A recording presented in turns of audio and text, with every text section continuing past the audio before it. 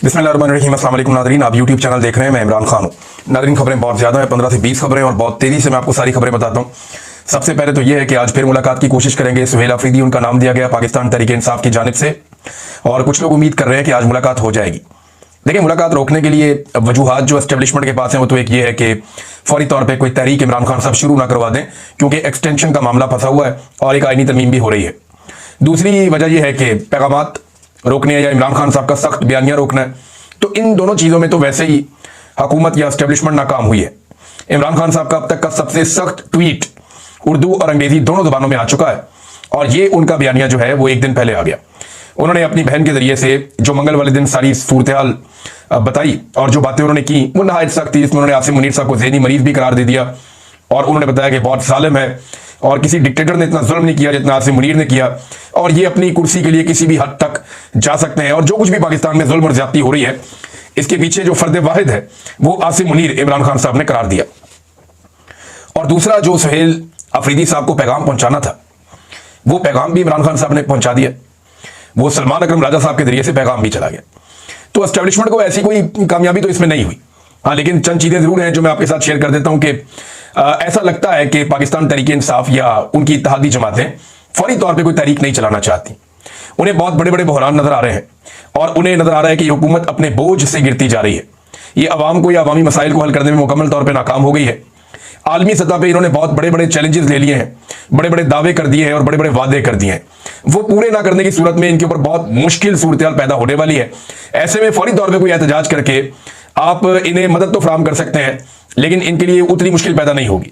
तो अभी एहतजाज का मोमेंटम बनाया जाएगा जो बड़ी तेजी से बन भी रहा है, और फजल रहमान साहब भी अब कुछ हद तक जुड़े हैं इस सारे मामले में। लेकिन आज का दिन इंपॉर्टेंट है, अदालत में भी, अडयाला में भी। तो पाकिस्तान तहरीक इंसाफ ने ये अपने जितने भी अरकान असेंबली हैं उन सबको कहा है, क्योंकि इमरान खान साहब ने हुक्म दिया है कि उनके केसेस के सिलसिले में सारे लोग, चाहे उनका ताल्लुक ILF से है, वकला तंजीम है पाकिस्तान तहरीक इंसाफ की, चाहे वो पार्टी के अहदेदारान है, चाहे वो पार्लियामेंटेरियंस हैं, MPs, MNAs, टिकट होल्डर, ये सारे चाहे। इस सिलसिले में हमने देखा कि पंजाब में आलिया हमजा साहिबा ने बड़ा जबरदस्त काम किया। जब गंडापुर साहब खैबर पख्तूनख्वा से कुछ भी नहीं कर रहे थे और एक खामोशी छाई हुई थी, और गंडापुर साहब ने अपने साथ साथ सारे MPs भी तकरीबन ऐसा लगता है सुना दिए थे। वो जो कोशिश करने के लिए निकलता था उसको भी दीवार के साथ लगाया जाता था।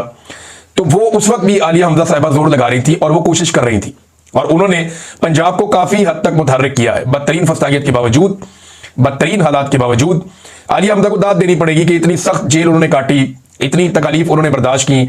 9 मई के अंदर उनको सजा सुना दी गई। अब वो सामने भी नहीं आ सकती, उनकी गिरफ्तारी का खतरा हर वक्त मौजूद रहता है। इसके बावजूद जिस तरीके से उन्होंने पंजाब की पार्टी को चलाया है, ये बड़ा कमाल है। इस वक्त वो बहुत दिक्कत का सामना कर रही है, बड़ी मुश्किलात का सामना कर रही है, लेकिन इसके बावजूद उन्होंने पंजाब के अंदर पाकिस्तान तहरीक इंसाफ को चार्ज किया आलिया हमजा साहिबा ने, और सलमान अकरम राजा साहब ने इमरान खान साहब का वफादार होने का हक अदा किया, और इमरान खान साहब को उन पर भरोसा है। जबकि कुछ लोग जो इमरान खान साहब का भरोसा जीतने के दावे करते रहे, उनके साथ जो कुछ हुआ हमने देखा। इमरान खान साहब ने खुद किसी को पार्टी से निकाल दिया, किसी को वजारत आला से निकाल दिया, तो वो लोग निशाने इबरत बन गए। लेकिन अगर अपनी पॉलिसीज ठीक रखें तो इमरान खान साहब और उनकी सियासत में, बहुत बड़ी सियासत है, पूरे मुल्क के अंदर है, तो ये गुंजाइश है कि फजल रहमान साहब के हवाले से नादरीन कुछ खबरें मेरे पास आपको मैं देता हूं। लेकिन पहले जो आईनी तरमीम होती है ना, इसके ऊपर कई कई महीने तक काम होता है। ये ऐसा नहीं होता कि अचानक से आईनी तरमीम सामने आ जाए। सियासतदानों का काम करने का ये तरीका नहीं होता। सियासतदान जब काम करते हैं ना तो ठहराव के साथ चलते हैं। मीडिया को खबरें लीक होती हैं, मीडिया को बताया जाता है तरमीम के बारे में, चीजें पता चलती हैं। इसी तरह से सोशल मीडिया के ऊपर चीजें आती हैं, डिस्कस होती हैं, वकला के सामने चीजें जाती हैं, सिविल सोसाइटी के सामने चीजें जाती हैं, टेक्नोक्रेट्स के सामने चीजें जाती है। बड़ा बहस व मुबाहिसा होता है, कई महीनों तक ये चीजें चलती हैं। यूनिवर्सिटीज में, प्रोफेसर में ये बड़ी डिस्कशन होती है। आईनी तरमीम ऐसे हवा में नहीं हो जाती। तो जब बड़ी लंबी चौड़ी एक डिस्कशन होती है तो उसके नतीजे में एक आईनी तरमीम के खदोखाल सामने आते हैं, और ये कई कई महीनों तक, 8-8, 9-9 महीनों तक ये मामला चलते हैं। जैसा कि 18वीं आईनी तरमीम एक बड़ी कॉम्प्रिहेंसिव आईनी तरमीम थी, वो सियासतदानों ने मिलकर की थी, तो बड़ी लंबी उसके पीछे डिस्कशन और स्ट्रगल थी।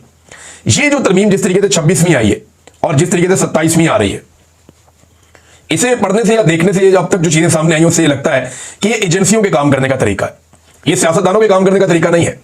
एजेंसियों के काम करने का तरीका ये है कि 11th आवर में अचानक चीजें सामने लाई जाती हैं और सियासतदानों को हाँक के इकट्ठा किया जाता है कि ये काम कर दो, और ये हर दौर में एजेंसियां ये करती रही हैं। तो ये जो 27वीं आईनी तरमीम है, जिसे हुकूमत अपने खाते में ले रही है पाकिस्तान की मिलिट्री एस्टेब्लिशमेंट के कहने के ऊपर, ये उन्हें पता भी नहीं है। इसका एक और गवाही आ गई है, यानी मुस्लिम लीग नून और वफाकी काबीना में 27वीं आईनी तरमीम पर कोई मुशावरत नहीं हुई। ये कौन कह रहा है? फेडरल मिनिस्टर है। कैसर अहमद शेख साहब, पीएमएलएन से इनका ताल्लुक है, नवाज शरीफ के बहुत पुराने साथियों में से एक है। वो ये फरमाने कि हमारे बीच में तो इसकी डिस्कशन ही नहीं हुई, तो फिर ये आई कहां से? इसकी डिस्कशन कहीं और चल रही थी। मैं आपको कई मरतबा बता चुका हूं कि कई कानूनी दिमाग अस्करी दिमागों के साथ मिलकर एक मखसूस दफ्तर में लंबे अरसे तक इस तरमीम के ऊपर काम करते रहे।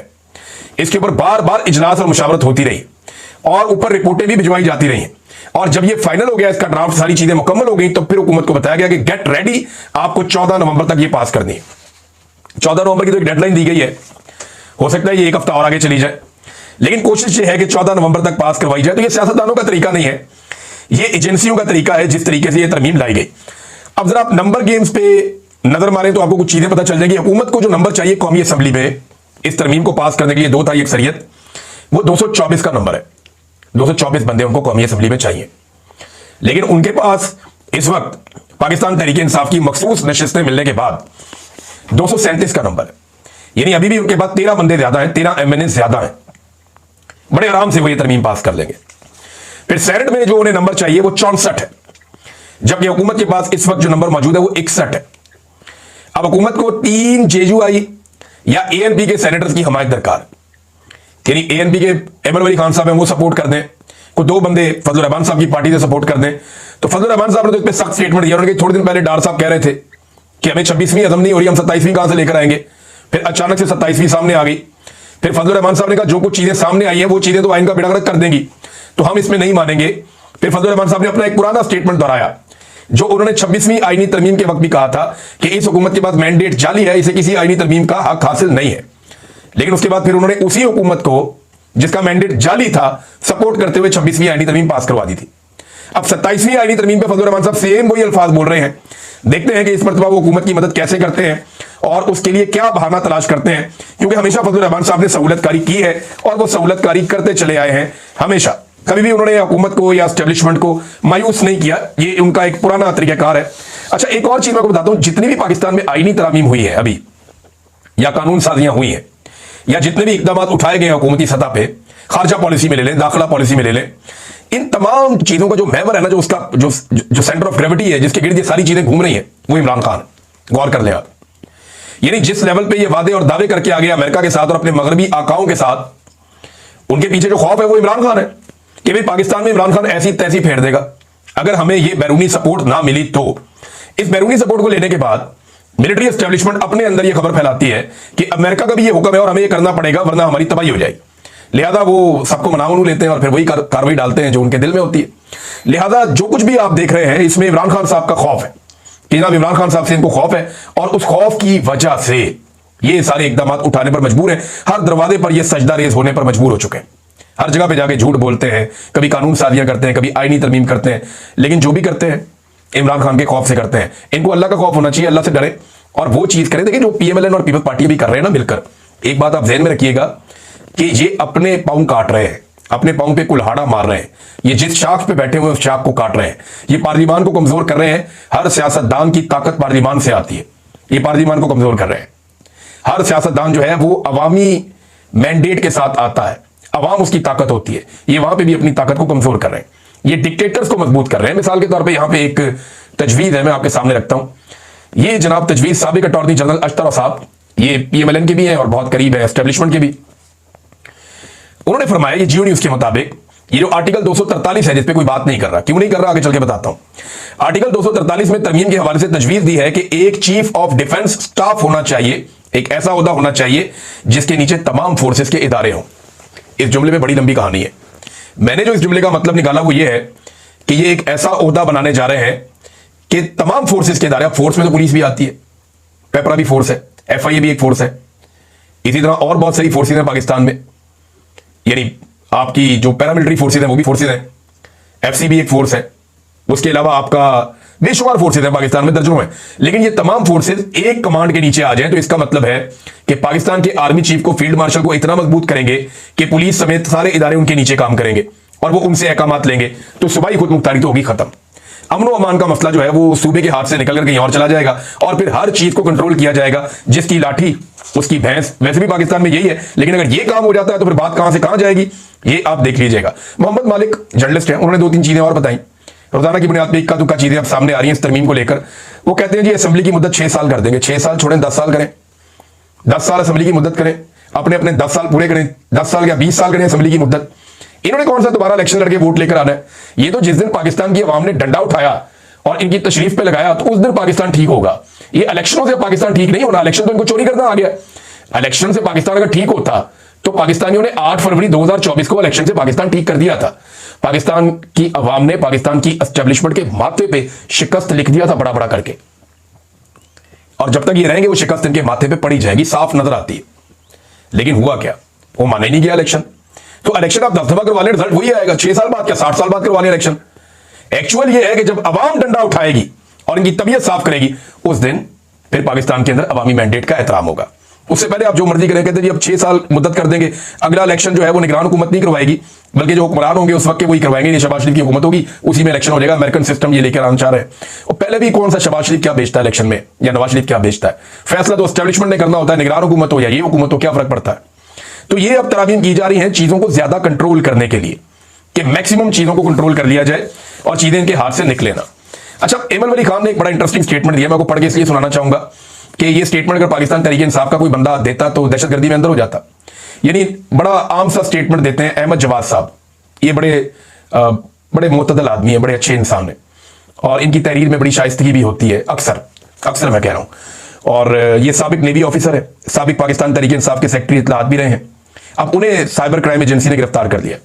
यानी हर आवाज को दबाने की कोशिश की जा रही है जो फस्तायत और जबर के खिलाफ उठती है, और इंसानी हकूक के लिए जो आवाज उठती है उसको अब दबा लो, पकड़ दो, गिरफ्तार कर दो, अंदर डाल दो। और बड़े ये मुनासिब अल्फाज में और मुतदल अंदाज में ज्यादातर बात करते थे। इनके साथ ये जुल्म, तो इनको तो फौरन रिहा करना चाहिए। लेकिन इनके मुकाबले में बड़ा सख्त स्टेटमेंट है एमन वली खान का, खड़े होकर दे रहे हैं, लेकिन उन्हें कुछ नहीं कहा जाता। इससे पहले वो आर्मी चीफ को दुकानदार भी कह चुके हैं। जब ट्रंप के सामने वो अपना लेकर गए थे मादनियात, तो इस पर उन्होंने कहा था कि ट्रंप के सामने एक दुकानदार की तरह गए, जी मेरा माल बहुत अच्छा है, ले लो। इस तरह स्टेटमेंट भी दिया था, फिर बाद में उन्होंने मादरत कर ली थी। अभी एमन वली खान कहते हैं कि 9 मई को रेडियो पाकिस्तान पेशावर पाकिस्तानी फौज ने जलाया था। पाकिस्तान की फौज ने रेडियो पाकिस्तान जलाया था पेशावर का। मैं 50 से ज्यादा सबूत दूंगा जिससे साबित करूंगा कि कर्नल इलेक्शन में पैसे लेकर लोगों को जितवाते हैं। कैसे इल्जाम आते हैं पाकिस्तान की फौज के ऊपर। और अगर पाकिस्तान तहरीक इंसाफ इससे आधी भी बात करे ना, और ये रेडियो पाकिस्तान जलाने पे पाकिस्तान तहरीक इंसाफ के नाक में दम किया हुआ खैबर पख्तूनख्वा में इन्होंने। और एमन वली खान साहब जो दुश्मन है पाकिस्तान तहरीक इंसाफ के सियासी नुक्ता नजर से, वो ये कहते हैं कि जनाब पाकिस्तानी फौज ने जलाया था रेडियो पाकिस्तान को। अब यही बात इमरान खान कहते हैं, वो जेल के अंदर बंद है, कि जनाब फॉल्स फ्लैग ऑपरेशन था सारा का सारा 9 मई। बहरहाल वो कहते हैं जी इलेक्शन भी अब एक कर्नल शर्नल जो है वो पैसे लेकर इलेक्शन जितवा देते हैं। इधर अभी ज़िमनी इलेक्शन हो रहे हैं नाज़रीन, पंजाब के अंदर भी हो रहे हैं, हर तरफ हो रहे हैं। पाकिस्तान तहरीक इंसाफ ने तो कई जगह बाइकआउट किया है, लेकिन फिर भी उम्मीदवार तो खड़े हैं इलेक्शन में। अब जो हुकूमती उम्मीदवार हैं वो ज्यादातर किसी का भाई है, किसी की बहन है, किसी का बच्चा है, तो उन्होंने अपने करीबी लोगों को टिकट दिए हैं। तो वो जिन लोगों को टिकट दिए हैं उनके लिए इतनी मुश्किलात हैं अभी भी कि अवाम उनका नाम सुनने को तैयार नहीं है। वो पैसा भी धड़ाधड़ खर्च कर रहे हैं, ताकत भी खर्च कर रहे हैं, फिर भी अवाम उनका नाम नहीं सुन रही। उनके मुकाबले में जो आजाद उम्मीदवार आ गए हैं वो तगड़े हो गए, और अब वो जो आजाद उम्मीदवार आ गए हैं उनके सपोर्टर्स को तहरीके लब्बैक के खाते में डाल के उठाना शुरू कर दिया हुकूमत ने। अंदाजा करें आप, ज़िमनी इलेक्शन जीतने के लिए भोंडा तरीका देखें आप। ये फैसलाबाद से मुझे इतला, ये 1-2 और जगह से, कि जनाब जिन बंदों को सपोर्ट कर रहे हैं अवाम निकल के, वो अवाम में से बंदे उठाते हैं जिस बंदे की थोड़ी सपोर्ट होती है, उठाओ इसको, डालो तहरीके लब्बैक के अंदर, इसको भी अंदर कर दो, और इस तरह बंदे उठा उठा के गिरफ्तार किए जा रहे हैं। ये इनकी अब औकात रह गई है। वैसे साद रिजवी का और उसके भाई का अभी तक कुछ पता नहीं चला। हम रोजाना पता करने की कोशिश करते हैं, लेकिन अब तक कोई इतला नहीं आई। और मेरी जो अपनी जाती इंफॉर्मेशन या अंदाजा है मेरा, उसके मुताबिक तो वो एजेंसियों के पास है, और पाकिस्तान की इंटेलिजेंस एजेंसियां फिलहाल उन्हें नहीं छोड़ रही। नाज़रीन, पाकिस्तान के अंदर आप अक्सर सुनते रहते थे, माजी में भी और अभी भी आप सुनते रहते हैं, कि जनाब मकबूलियत के साथ साथ कबूलियत की जरूरत होती है। लेकिन डोनाल्ड ट्रंप ने यह मिथ तोड़ दी अमेरिका में। उसकी मकबूलियत थी, कबूलियत नहीं थी, वो जीत गया। फिर डोनाल्ड ट्रंप के पास ताकत आई, बेशुमार ताकत आई, और अब न्यूयॉर्क के मेयर का इलेक्शन हो रहा था, वहां पे ममदानी के पास जो है वो कबूलियत नहीं थी, मकबूलियत थी, लेकिन वो फिर भी इलेक्शन जीत गया। डोनाल्ड ट्रंप कुछ नहीं कर सका, या पूरा निजाम कुछ नहीं कर सका। वजह क्या है? देखिए, वजह यह है कि वहां पे डेमोक्रेसी है, जमहूरियत है, और मैंडेट का एहतराम किया जाता है। आम आदमी के वोट का एहतराम किया जाता है। वोट की पर्ची को लोगों का हतमी फैसला समझा जाता है, आपको पसंद आए या ना आए। अब जब इसने 1 साल पहले अपनी कंपेन शुरू की थी ना ममदानी ने, तो ये सड़कों पे लोगों को आवाजें देता था, और लोग इसकी बात नहीं सुनते थे शुरू में। फिर आहिस्ता आहिस्ता आहिस्ता इसने 1 साल, अगर आप इसका देखें ना, इसके ऊपर डॉक्यूमेंट्रीज हैं, आप अगर इसका 1 साल देखें कैंपेन का, तो आपको नजर आएगा कि एक आदमी ने कितनी मेहनत की। और पाकिस्तान में बहुत सारे ऐसे बेशर्म लोग ममदानी को मुबारकबादें दे रहे हैं और पाकिस्तान के अंदर जनाब पिंगे चढ़ा रहे हैं कि हम भी नौजवानों को ये करेंगे तो नौजवानों को वो करेंगे, पाकिस्तान में नौजवान मुतनफर हो गए। भाई, पाकिस्तान की तारीख में कभी पाकिस्तानी नौजवान इतना सियासत में इन्वॉल्व नहीं था जितना अब इन्वॉल्व है। मैं फिर अपनी बात दोहरा देता हूं कि बहुत सारे लोग जो है ना, वो ये चूरन बेच रहे हैं कि पाकिस्तानी नौजवान मुतनफर हो गया सियासत से और वो सियासत में इन्वॉल्व नहीं है। नहीं, पाकिस्तानी नौजवान को मुतनफर करने की बड़ी कोशिश की पाकिस्तान की मिलिट्री एस्टेब्लिशमेंट ने, लेकिन पाकिस्तानी नौजवान जितना आज सियासत के अंदर अपने आप को मुतहर्रिक रखे हुए, इससे पहले माजी में कभी नहीं था। गारंटी देता हूं मैं आपको। हां, वो मुतनफर जरूर है, रवायती सियासी खानदानों की सियासत से मुतनफर है, वो एस्टेब्लिशमेंट की बार बार सियासत में शरारत करने से मुतनफर है, एस्टेब्लिशमेंट की घटिया सियासत से मुतनफर है, जबरी गुमशुदगियों से मुतनफर है, मैंडेट की चोरी से मुतनफर है, मीडिया की 2 नंबरी और फ्रॉड से मुतनफर है। ये इन चीजों से वो मुतनफर जरूर हुआ, लेकिन पॉलिटिक्स में पाकिस्तानी नौजवान का ज्यादा इन्वॉल्वमेंट बड़ा है और पाकिस्तानी नौजवान ज्यादा पॉलिटिक्स को अब जानता है और उसके ऊपर बात भी ज्यादा करता है। इसकी एग्जांपल आपके सामने सोशल मीडिया है। नाज़रीन, एक खबर और है, चौधरी गुलाम हुसैन साहब हैं, जर्नलिस्ट हैं हमारे सीनियर, उन्हें अपने यूट्यूब चैनल पे प्रोग्राम करने से रोक दिया गया है जबरन। अब देखिए कितनी हैरत की बात है कि आप अपने यूट्यूब चैनल के ऊपर अपनी राय भी नहीं दे सकते। ये पाकिस्तान में आजादी इज़हार राय की सूरत हाल है। चीनी का एक और बहरान आ गया पाकिस्तान में, ये खबर मैं आपको बाद में दूंगा, तसल्ली के साथ दूंगा, तफसील के साथ दूंगा। लेकिन 12 नवंबर को जो जरगा होने जा रहा है खैबर पख्तूनख्वा में, वहां से कुछ बड़ी खबरें आ सकती हैं, उसके ऊपर सबको नजर रखनी चाहिए और एस्टेब्लिशमेंट ने तो उस पर अभी से नजर रखी हुई है। अब तक के लिए इतना ही, अपना ख्याल रखिएगा, अपने इस चैनल का भी। अल्लाह हाफिज।